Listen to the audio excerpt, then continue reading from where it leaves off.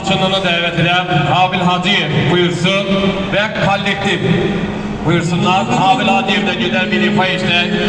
Onunla beraber o masada əyləşən qardaşlarımız da buyursun. Xeyirdağı versinlər bu gözəl gündən. Habil müəllim, xoş gəlmişsiniz. Gələn ayaqlarınızlar olsun deyirəm. Həmişə elimizdə Qoballıqda belə toylar arzulayıraq.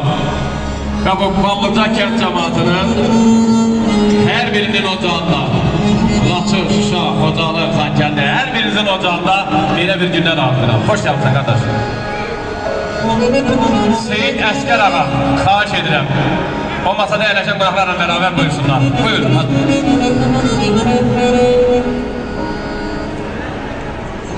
Çok sağ ol Əzizəm oğlum, mənə söz verdiğiniz için. Arif, Allah sənə müşəmməlliklərin başını eyləsin. Sən bizim asaklarımızsın. Ansambl eşq olsun, bağ olsun, xanım önemli. Eşq olsun deyim. Allah sizləri həmişə toylarda eyləsin. Abi gözün aydın olsun, Kerim dayı. Gözünüz aydın olsun, Allah xoşbəxt eyləsin, mübarək olsun. Nəvə toyu, nəticə toyu həmişə görəsən. Allah səni var eləsin. Elimizin ağsaqqalısan, nəslimizin ağsaqqalısan. Allah səni həmişə var eləsin. Öpürəm. Gözünüz aydın olsun. Ağa, üzül istəyirəm, səndən yola söz verim. Akşamınız xeyir olsun. Hoş gördük hər birinizi. Allah hər kəsin evli ailəsində gözəl günlər qismət eləsin. Kəmran gözünüz aydın olsun. Abi gözünüz aydın olsun. Allah bu ikənci xoşbəxt eləsin. Allah mübarək eləsin. Axan çaylar, coşqun sellər Qarabağ torpağındadır. Nəğmə deyən şirin dillər Qarabağ torpağındadır. Yurdumun cənnət gölşəsi, xarı bülbülün reçəsi, boynu bükük bənöşəsi Qarabağ torpağındadır.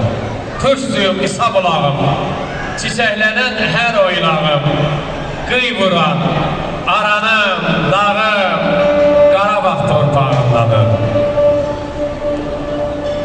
Məhəbbətin qəm nəğməsi, Hanəminin zəngi öləsi, Yaqubumun, Seydimin ruhu, səsi Qarabağ torpağındadır.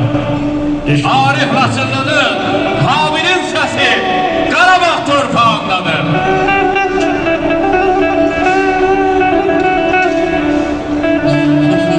Yüreğim canım, odlara yanım, koyma bu cahanda.